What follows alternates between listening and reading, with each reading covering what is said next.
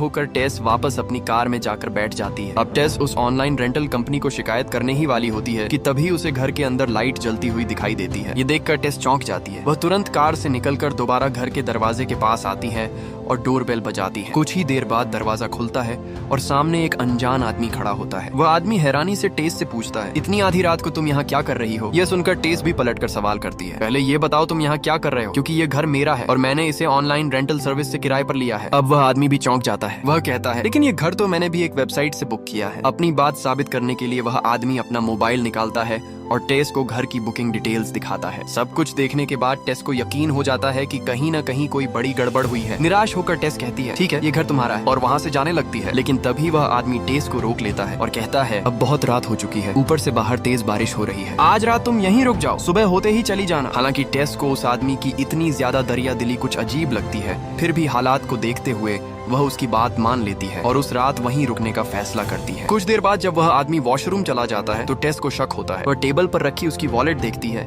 और जल्दी से उसका आईडी कार्ड निकाल कर देखती है। आईडी से पता चलता है कि उस आदमी का नाम टॉम है। टेस चुपचाप आईडी कार्ड की फोटो ले लेती है ताकि अगर उसके साथ कुछ गलत हो तो उसके पास सबूत मौजूद रहे। थोड़ी देर बाद टॉम वॉशरूम से बाहर आता है और कहता है, मुझे पता है तुम मुझ पर भरोसा नहीं कर रही हो, इसलिए मैं सोफे पर सो जाऊंगा और तुम मेरे कमरे में जाकर आराम कर सकती हो। टेस को भी एक सुरक्षित जगह चाहिए होती है, इसलिए वह उसकी बात मान लेती है। वह कमरे में जाकर दरवाजा अच्छी तरह लॉक कर लेती है और सो जाती है। लेकिन कुछ समय बाद टेस की नींद एक अजीब सी आवाज से खुलती है। उठकर देखती है कि उसके कमरे का दरवाजा खुला हुआ है, जबकि उसने उसे लॉक किया था। उसे बाहर से अजीब अजीब आवाजें सुनाई देने लगती हैं। डरते डरते वह कमरे से बाहर निकलती है और देखती है कि बेसमेंट का दरवाजा अपने आप बंद हो चुका है। वह धीरे धीरे टॉम के पास जाती है और देखती है कि टॉम सोफे पर सो रहा है। नींद में वह बुरी तरह तड़प रहा होता है, जैसे कोई डरावना सपना देख रहा हो। टेस उसे जगाकर पूछती है, क्या तुमने मेरे कमरे का दरवाजा खोला था? टॉम जवाब देता है, नहीं, मैं तो गहरी नींद में सो रहा था। यह सुनकर टेस वापस अपने कमरे में जाती है और इस बार दरवाजा और भी मजबूती से लॉक करके सो जाती है। अगली सुबह जब टेस उठती है तो देखती है कि टॉम घर पर मौजूद नहीं है, लेकिन टेबल पर उसके लिए एक नोट छोड़ा होता है, मैं किसी काम से बाहर जा रहा हूँ, शाम तक वापस आ जाऊंगा। इसके बाद टेस तैयार होकर अपने इंटरव्यू के लिए घर से निकलती है। बाहर का नजारा देखकर वह हैरान रह जाती है। पूरा इलाका उजड़ा हुआ था, चारों तरफ टूटे फूटे घर और दूर दूर तक कोई इंसान नजर नहीं आता। ऐसा लगता है जैसे उस इलाके में सिर्फ वही अकेली रह रही हो। ये सब देखकर टेस को अजीब लगता है, लेकिन इंटरव्यू में देर हो रही होती है,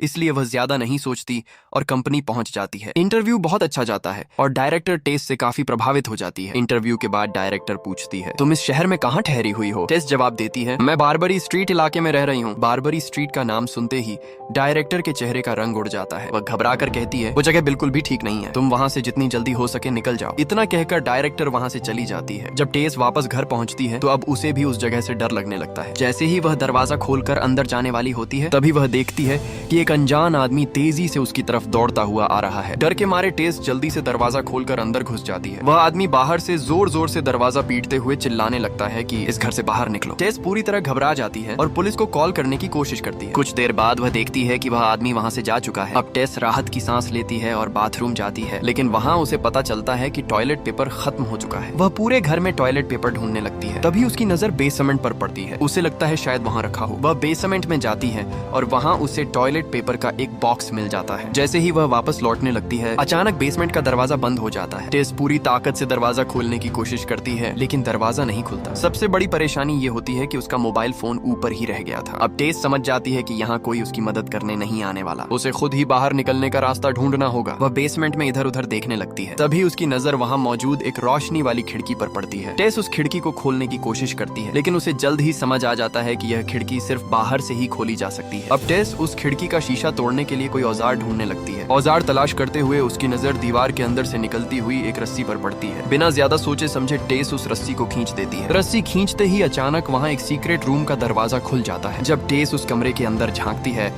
तो उसे वहाँ कुछ भी दिखाई नहीं देता, क्योंकि कमरे के अंदर घना अंधेरा था। टेस जानना चाहती थी कि इस कमरे के अंदर आखिर क्या है, लेकिन डर की वजह से वह सीधे अंदर जाने की हिम्मत नहीं कर पाती। तभी उसके दिमाग में एक आइडिया आता है। वह एक बड़े शीशे की मदद से बेसमेंट की लाइट की रोशनी को उस अंधेरे कमरे के अंदर रिफ्लेक्ट कर देती है। रोशनी पड़ते ही टेस को उस कमरे के अंदर एक रास्ता दिखाई देता है। डरते हुए टेस उस रास्ते पर आगे बढ़ती है और देखती है कि अंदर एक दूसरा कमरा बना हुआ है। जब वह उस कमरे का दरवाजा खोलती है तो उसे अंदर एक गंदा बेड और एक पुराना वीडियो कैमरा दिखाई देता है। उस कमरे को देखकर साफ लग रहा था कि यहाँ पर किसी की वीडियो शूट की जाती थी। तभी टेस की नजर सामने वाली दीवार पर पड़ती है जहाँ खून से सने हाथ का निशान बना हुआ था। यह देखकर टेस बुरी तरह डर जाती है और भागते हुए वहाँ से निकलकर सीधे उस खिड़की के पास पहुँचती है जिससे बेसमेंट में रोशनी आ रही थी। वहाँ से वह घर के बाहर टॉम को देखती है। टॉम को देखते ही टेस जोर जोर से चिल्लाकर उसे आवाज देने लगती है। किस्मत से टॉम उसे देख लेता है और तुरंत टेस के पास आता है। टॉम देखता है कि टेस बेसमेंट के अंदर फंसी हुई है। वह जल्दी से घर के अंदर जाता है और बेसमेंट का दरवाजा खोलकर टेस को बाहर निकाल लेता है। अब टेस पूरी तरह डरी हुई होती है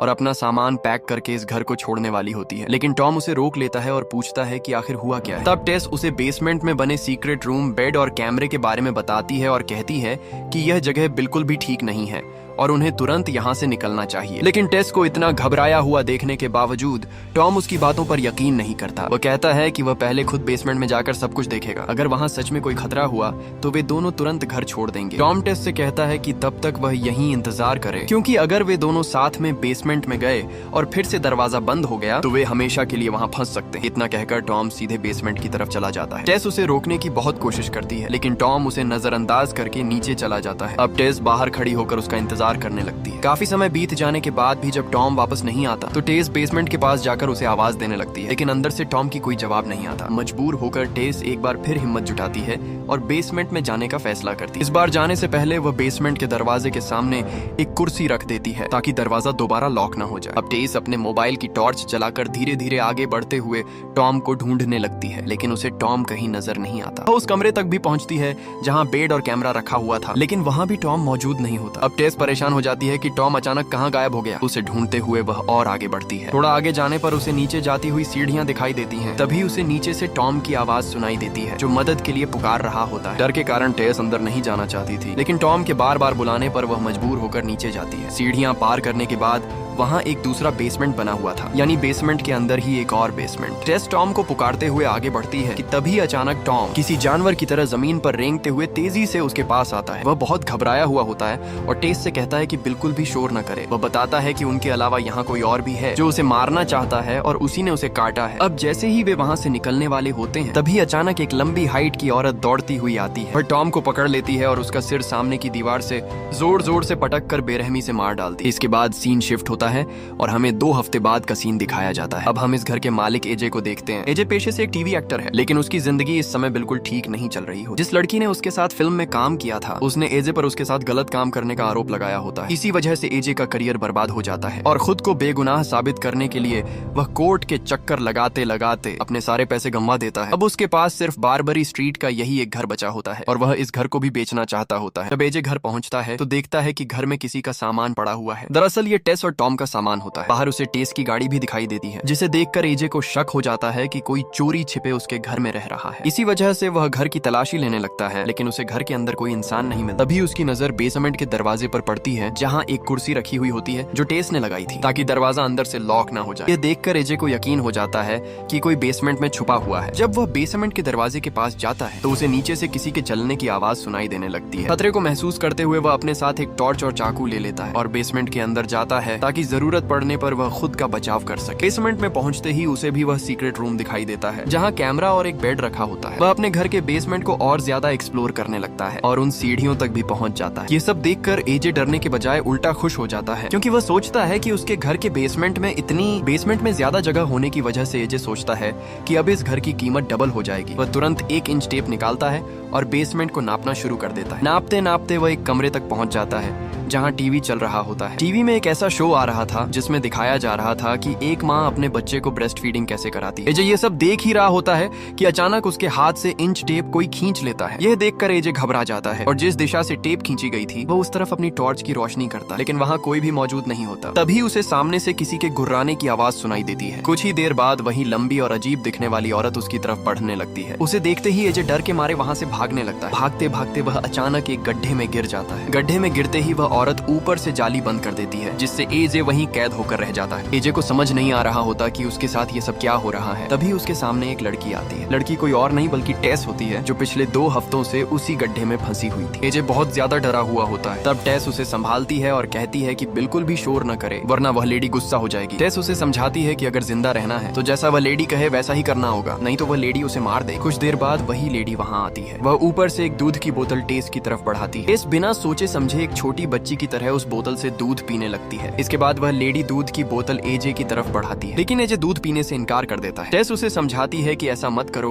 और चुपचाप दूध पी लो। टेस एजे से कहती है कि ये लेडी बस यही चाहती है कि वे दोनों उसके बच्चे जैसा बर्ताव करें, लेकिन इसके बावजूद एजे दूध पीने से मना कर देता है। यह देखकर वह लेडी गुस्सा हो जाती है और नीचे गड्ढे में उतर आती है। वह पहले टेस को अपने एक अच्छे बच्चे की तरह गले लगाकर प्यार करती है, फिर वह गुस्से से एजे की तरफ देखती है। इसके बाद वह एजे को घसीटते हुए अपने साथ ले जाती है। वह उसे उसी कमरे में ले जाती है जहाँ टीवी पर वही प्रोग्राम चल रहा होता है जिसमें एक मां अपने बच्चे को ब्रेस्ट फीडिंग कराती दिखाई जाती है। वह लेडी भी उसी तरह एजे को जबरदस्ती ब्रेस्ट फीडिंग करवाती है। दूसरी तरफ जब वह लेडी एजे को घसीट कर वहाँ लेकर जा रही होती है तब उसने गड्ढे का दरवाजा बंद नहीं किया होता। इसी मौके का फायदा उठाकर टेस गड्ढे से बाहर निकल आती है और वहाँ से भागने लगती है, लेकिन तभी गलती से उसका पैर इंच टेप से टकरा जाता है जिसकी आवाज वह लेडी सुन लेती है। वह समझ जाती है कि टेस वहाँ से भागने की कोशिश कर रही है। अब वह लेडी एजे को वहीं छोड़कर टेस का पीछा करने लगती है। टेस तेजी से दौड़ते हुए ऊपर बेसमेंट के दरवाजे तक पहुंच जाती है, लेकिन बेसमेंट का दरवाजा लॉक हो चुका होता है। टेस पूरी ताकत से दरवाजा खोलने की कोशिश करती है, लेकिन जब दरवाजा नहीं खुलता तो वह भागकर बेसमेंट की खिड़की का कांच तोड़ देती है और बाहर निकलने की कोशिश करने लगती है। इस दौरान वह लेडी टेस के बहुत करीब आ चुकी होती है, लेकिन इससे पहले कि वह लेडी टेस को पकड़ पाती तभी बाहर से एक आदमी आकर टेस को बाहर की तरफ खींच लेता है। अगर वह आदमी एक सेकंड भी देर करता तो टेस की जान चली जाती, क्योंकि टेस के बाहर निकलते ही वह लेडी वहां पहुंच जाती है। जिस आदमी ने टेस की जान बचाई होती है वह कोई और नहीं बल्कि वही आदमी होता है जो शुरुआत में टेस को इस घर के अंदर जाने से रोक रहा था। टेस उसे बताती है कि इस घर में एक बहुत ही खौफनाक लेडी रहती है, लेकिन उस आदमी को उस लेडी के बारे में पहले से ही पता होता है। वह आदमी टेस से कहता है कि जितनी जल्दी हो सके इस शहर से दूर निकल जाओ, वरना वह लेडी तुम्हें ढूंढकर सारी जिंदगी अपने पास रख लेगी। लेकिन टेस उसे बताती है कि अंदर एक और आदमी भी फंसा हुआ है जिसे उसकी मदद की जरूरत है। इस पर वह आदमी टेस से कहता है कि शुक्र करो कि तुम्हारी जान बच गई, उसकी मानो तो तुरंत वहाँ से निकल जाओ, क्योंकि रात होते ही वह लेडी बाहर निकल कर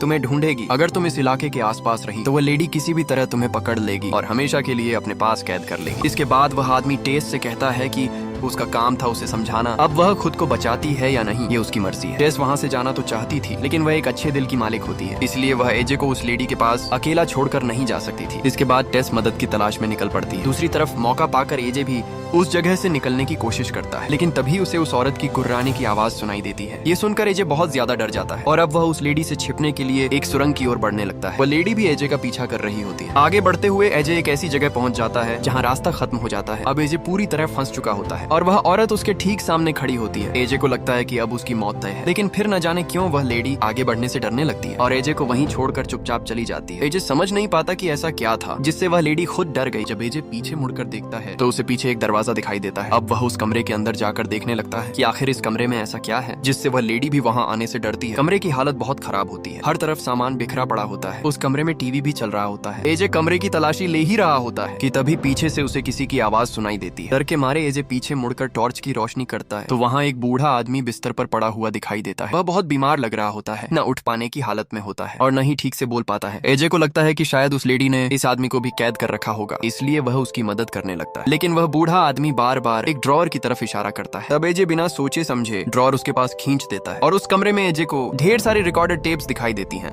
जिन पर अलग अलग औरतों के नाम लिखे होते हैं। जब एजे एक टेप चलाता है तो उसके होश उड़ जाते हैं। उस टेप में वही बूढ़ा आदमी एक औरत के साथ गलत हरकत करता दिखाई देता है। जैसे ही एजे पीछे मुड़ता है वह बूढ़ा आदमी ड्रॉअर से गन निकाल रहा होता है। एजे सोचता है कि अब वह मारा गया, लेकिन अगले ही पल वह बूढ़ा आदमी खुद को गोली मार लेता है। उधर टेस पुलिस के साथ घर के बाहर पहुंचती है और सब कुछ बताती है, लेकिन पुलिस उसकी हालत देखकर उस पर भरोसा नहीं करती और उसे इग्नोर करके चली जाती है। टेस समझ जाती है कि उसे खुद ही कुछ करना होगा। रात होते ही लेडी बाहर निकलती है। टेस कार स्टार्ट करके फुल स्पीड में लेडी को टक्कर मार देती है और उसे दीवार से चिपका देती है। लेडी बेहोश हो जाती है। टेस मौका देखकर बेसमेंट में एजे को बचाने जाती है। अंधेरे में एजे गलती से टेस को गोली मार देता है, लेकिन गोली सिर्फ उसके पेट को छूकर निकल जाती है। बाहर आने पर उन्हें पता चलता है कि लेडी गायब हो चुकी है और कार भी खराब है। आगे उन्हें वही आदमी मिलता है जो सारी सच्चाई बताता है कि लेडी फ्रैंक की बेटी है और फ्रैंक ने सालों तक औरतों के साथ हैवानियत की थी। वही बूढ़ा आदमी फ्रैंक था। अचानक लेडी दीवार तोड़कर आती है और उस आदमी को मार डालती है। एजे डरकर भाग जाता है और टेस को छोड़ देता है। टंकी पर पहुंचकर एजे टेस को नीचे फेंक देता है। लेडी टेस को बचाने के लिए कूद जाती है। बाद में लेडी उठकर एजे को मार देती है। आखिर में लेडी खुद चाहती है कि उसकी जिंदगी खत्म हो जाए और टेस उसे गोली मार देती है। इसी के साथ ये कहानी खत्म हो जाती है।